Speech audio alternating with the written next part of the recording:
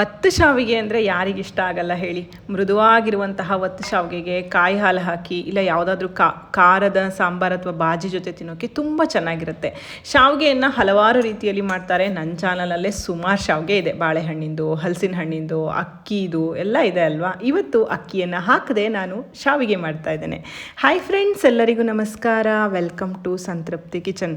ಈ ಶಾವಿಗೆ ಮಾಡೋದಕ್ಕೆ ನಾನು 2 ಕಪ್ಪಿನಷ್ಟು ನೀರನ್ನು ತೊಗೊಂಡಿದ್ದೀನಿ. ಯಾವ ಕಪ್ಪಿನಲ್ಲಿ ಅಳತೆ ಕಪ್ಪಿನಲ್ಲೇ ತಗೊಳ್ಳಿ. 2 ಕಪ್ಪಿನಷ್ಟು ನೀರನ್ನು ಒಲೆ ಮೇಲೆ ಇಟ್ಕೊಂಡು ಅದಕ್ಕೊಂದು ಅರ್ಧ ಚಮಚದಷ್ಟು ಉಪ್ಪು, 1/4 ಚಮಚದಷ್ಟು ಎಣ್ಣೆ ಹಾಕಿ ಅದು ಕುದೀತಾ ಇದೆ ಅಂತನ್ನುವಾಗ ಇಲ್ಲಿ ರವೆ ಹಾಕ್ತಾ ಇದ್ದೀನಿ.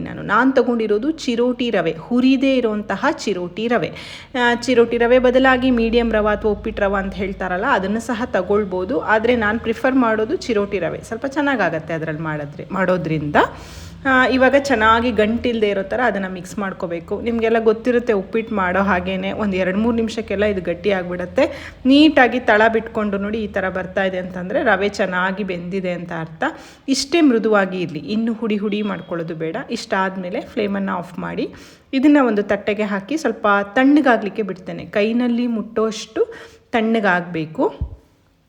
ಇದು ಪೂರ್ತಿ ಆರಿದ ಮೇಲೆ, ಅಂದರೆ ಹೂ ಬೆಚ್ಚಗಿದೆ ಅಂತ ಅನ್ನುವಾಗ ಕೈಗೆ ಚೂರು ಎಣ್ಣೆಯನ್ನು ಮುಟ್ಟಿಸ್ಕೊಂಡು ಚೆನ್ನಾಗಿ ಇದನ್ನು ಸ್ವಲ್ಪ ನಾದ್ಕೋಬೇಕು. ಗಂಟೇನಿರೋದಿಲ್ಲ ಇದರಲ್ಲಿ, ಆದರೂ ಚೆನ್ನಾಗಿ ನಾದ್ಕೊಂಡು ಚಿಕ್ಕ ಚಿಕ್ಕ ಉಂಡೆಗಳನ್ನಾಗಿ ಮಾಡ್ಕೊಳ್ಳೋಣ. ಚಕ್ಲಿ ಒರಳಿಗೆ ಅಂದರೆ ಶಾವಿಗೆ ಒರಳಿಗೆ ಹಾಕುವಷ್ಟು ಚಿಕ್ಕ ಚಿಕ್ಕ ಉಂಡೆಗಳನ್ನು ಮಾಡ್ಕೋಬೇಕು. ಸಾಮಾನ್ಯವಾಗಿ ಅಕ್ಕಿ ಶಾವಿಗೆ ಮಾಡ್ತೀವಲ್ವ, ಖಂಡಿತ ಈ ಒಪ್ಪತ್ತಿದೆ ಅಥವಾ ಡಯಟ್ ಮಾಡ್ತಾ ಇದ್ದೀನಿ, ಬೇಗ ಮಕ್ಕಳ ಲಂಚ್ ಬಾಕ್ಸಿಗೆ ಮಾಡಬೇಕು ಅಂತಂದರೆ ಇನ್ಸ್ಟೆಂಟಾಗಿ ಮಾಡುವಂತಹ ರೆಸಿಪಿ ಇದು. ಚಕ್ಕುಲಿ ಒರಳೇನಿರುತ್ತಲ್ಲ ಅದಕ್ಕೆ ಸ್ವಲ್ಪ ಎಣ್ಣೆಯನ್ನು ಉದ್ದುಕೊಂಡು ಈ ಶಾವಿಗೆ ಮಾಡುವಂತಹ ತಟ್ಟೆ ಇರುತ್ತಲ್ಲ, ಪ್ಲೇಟ್, ಅದನ್ನು ಹಾಕ್ಕೊಳ್ತಾ ಇದ್ದೀನಿ. ಸಣ್ಣ ಖಾರ ಸೇವೆಲ್ಲ ಮಾಡುವಂತಹ ಬಿಲ್ಲೆ ಇರುತ್ತಲ್ಲ ಅದನ್ನು ಹಾಕ್ಕೊಂಡು ಅದಕ್ಕೆ ಮಾಡಿದಂತಹ ರವೆಯ ಮಿಶ್ರಣವನ್ನು ಹಾಕ್ಕೊಂಡು ಇದನ್ನು ಕ್ಲೋಸ್ ಮಾಡಿ ಶಾವಿಗೆ ಒತ್ತೋದು. ತುಂಬ ಈಸಿ. ಇದು ಬಿಸಿ ಇರಬೇಕು ಅಂತಲೂ ಇಲ್ಲ, ತಣ್ಣಗಾದ್ಮೇಲೂ ಚೆನ್ನಾಗೇ ಬರುತ್ತೆ. ನಾನಾಗಲೇ ಹೇಳಿದಾಗೆ ಇದನ್ನು ಕಾಯಿ ಹಾಲು ಜೊತೆ, ಖಾರದ ಬಾಜಿ ಜೊತೆ ಎಲ್ಲ ತಿನ್ನೋದಕ್ಕೆ ಚೆನ್ನಾಗಿರುತ್ತೆ. ಇವಾಗ ಇಡ್ಲಿ ತಟ್ಟೆಗೂ ಸಹ ನಾನು ಚೂರು ಎಣ್ಣೆಯನ್ನು ಹಚ್ಕೊಳ್ತಾ ಇದ್ದೀನಿ. ಹಚ್ಚೋದ್ರಿಂದ ಈಸಿಯಾಗಿ ತೆಗಿಲಿಕ್ಕೆ ಬರುತ್ತೆ ಅಂತ. ಈ ಟೈಮ್ನಲ್ಲಿ ಈ ಇಡ್ಲಿ ತಟ್ಟೆಗೆ ಸ್ವಲ್ಪ ಕಾಯಿ ತುರಿ ಹಾಕಿನೂ ಶಾವಿಗೆ ಮಾಡ್ಬೋದು, ಚೆನ್ನಾಗಾಗತ್ತೆ. ನೋಡಿ, ಇದನ್ನು ನಿಧಾನಕ್ಕೆ ಒತ್ಕೊಳ್ಳಿ. ತುಂಬ ಚೆನ್ನಾಗಿ ಉದುರುದ್ರಾಗಿ ಬಿಡಿಯಾಗಿ ಶಾವಿಗೆ ಬರುತ್ತೆ.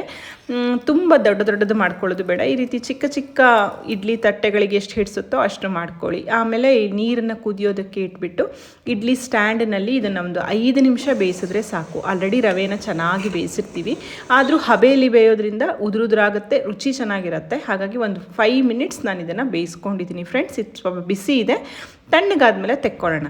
ಶಾವಿಗೆ ಜೊತೆ ಇದು ತಿನ್ನೋದಕ್ಕೆ ಕಾಯಿ ಹಾಲು ಒಳ್ಳೆ ಕಾಂಬಿನೇಷನ್. ಅದಕ್ಕೆ ನಾನು ಒಂದು ಅರ್ಧ ಕಡಿಯಷ್ಟು ತೆಂಗಿನಕಾಯಿ ಹೋಳುಗಳನ್ನು ಹಾಕೋತಾ ಇದ್ದೀನಿ. ನೆನೆಸಿದಂತಹ ಬಾದಾಮಿ ಹಾಕ್ತಾ ಇದ್ದೀನಿ. 3 ಏಲಕ್ಕಿಯನ್ನು ಹಾಕಿ ನೀರು ಹಾಕದೆ ಮೊದಲು ಚೆನ್ನಾಗಿ ಪುಡಿ ಮಾಡಿಕೊಂಡು ನಂತರ ಚೂರು ನೀರು ಹಾಕಿ ಆದಷ್ಟು ನುಣ್ಣಗೆ ಹರ್ಕೋಬೇಕು.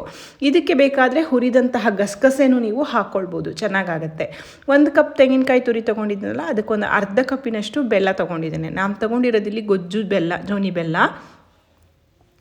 ಹಾಗಾಗಿ ಇದಕ್ಕೊಂದು 1/4 ಕಪ್ಪಿನಷ್ಟು ನೀರನ್ನು ಹಾಕಿ ಒಲೆ ಮೇಲಿಟ್ಟು ಇದನ್ನು ಕರಗಿಸ್ಕೊಳ್ತಾ ಇದ್ದೀನಿ. ಉಂಡೆ ಬೆಲ್ಲ, ಅಚ್ಚು ಬೆಲ್ಲ ಆದರೆ ನೀವು ಕರಗಿಸಿ ಅದನ್ನು ಸೋಸ್ಕೋಬೇಕಾಗತ್ತೆ, ಕಲ್ಲು ಮತ್ತು ಕಸ ಇರುತ್ತೆ ಅಂತ ಹೇಳ್ತಾರೆ.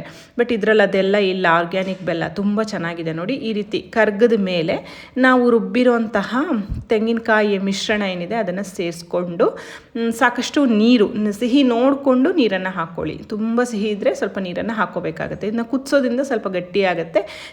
ಶಾವಿಗೆಯನ್ನು ಅದ್ದಿಸಿ ತಿನ್ನುವಂತಹ ಹದದಲ್ಲಿ ಇರಬೇಕು ಇದು. ನೋಡಿ, ಸ್ವಲ್ಪ ಮಿಕ್ಸರ್ ಜಾರ್ಗೆ ನೀರನ್ನು ಹಾಕ್ಕೊಂಡು ಹದ ಮಾಡ್ಕೊಳ್ತಾ ಇದ್ದೀನಿ. ಜಸ್ಟ್ ಇದು ಒಂದು ಕುದ್ರೆ ಸಾಕು. ನಾನು ಜೋನಿ ಬೆಲ್ಲ ಯೂಸ್ ಮಾಡೋದ್ರಿಂದ ಬಣ್ಣ ಸ್ವಲ್ಪ ಡಾರ್ಕ್ ಆಗಿ ಬಂದಿದೆ. ಉಂಡೆ ಬೆಲ್ಲ, ಅಚ್ಚು ಬೆಲ್ಲ ಆದರೆ ಇನ್ನೂ ಚಂದದ ಬಣ್ಣದಲ್ಲಿ ಇದು ಬರುತ್ತೆ. ಒಂದು ಕುದ್ದಿದೆ, ಇಷ್ಟು ಗಟ್ಟಿ ಇದ್ದರೆ ಅದ್ದಿಸಿ ತಿನ್ನೋಕ್ಕೆ ತುಂಬ ಚೆನ್ನಾಗಿರುತ್ತೆ. ಕಾಯಿ ಹಾಲು ತಯಾರು. ಈ ಕಡೆ ಶಾವಿಗೆ ಸಹ ಚೆನ್ನಾಗಿ ತಣ್ಣಗಾಗಿದೆ, ಈಸಿಯಾಗಿ ತೆಗಿಲಿಕ್ಕೆ ಬರ್ತಾ ಇದೆ. ನೋಡಿ, ಚೂರು ತಟ್ಟೆಗೆ ಕಚ್ಕೊಳ್ಳೋದು ಅದೇನೂ ಆಗೋದಿಲ್ಲ. ತುಂಬ ಬಿಡಿಯಾಗಿ ಸಹ ಬಂದಿದೆ, ಬೆಳ್ಳಗೆ ಚೆನ್ನಾಗಿ ಬಂದಿದೆ. ತಿಂದವರಿಗೆ ನೀವು ಕೇಳಬೇಕು ಇದು ಅಕ್ಕಿದ ರವೆದು ಅಂತ ಗೊತ್ತೇ ಆಗಲ್ಲ ಫ್ರೆಂಡ್ಸ್. ಇದು ಅಷ್ಟು ಚೆನ್ನಾಗಿರುತ್ತೆ. ಮೃದುವಾಗಿರುವಂತಹ ರವೆ ಶಾವಿಗೆ ತಯಾರಾಯಿತು. ಇದನ್ನು ನಿಮಗೆ ಸಿಹಿ ಇಷ್ಟ ಆಗುತ್ತೆ ಅಂತಂದರೆ ಇವತ್ತು ನಾನು ಮಾಡಿರೋ ಕಾಯಿ ಹಾಲನ್ನು ಈ ಥರ ಒಂದು ಬೌಲಿಗೆ ಶಾವಿಗೆ ಹಾಕ್ಕೊಂಡು ಅದ್ರ ಮೇಲೆ ಫುಲ್ ಕಾಯಿ ಹಾಲು ಹಾಕ್ಕೊಂಡು ತಿನ್ನಿ, ಸಖತ್ತಾಗಿರುತ್ತೆ. ಆಯಿತಾ? ಈ ಖಾರ ಇಷ್ಟ ಆಗುತ್ತೆ ಅಂತಂದರೆ ಯಾವುದೇ ಖಾರದ ಬಾಜಿ ಜೊತೆ ತಿನ್ಬೋದು. ವಿಡಿಯೋ ಇಷ್ಟ ಆಗಿದ್ರೆ ಪ್ಲೀಸ್ ಲೈಕ್ ಮಾಡಿ, ಶೇರ್ ಮಾಡಿ, ಕಮೆಂಟ್ ಮಾಡಿ. ಮತ್ತೊಂದು ಅಡುಗೆಯೊಂದಿಗೆ ಮತ್ತೆ ಸಿಗ್ತೇನೆ. Thank you.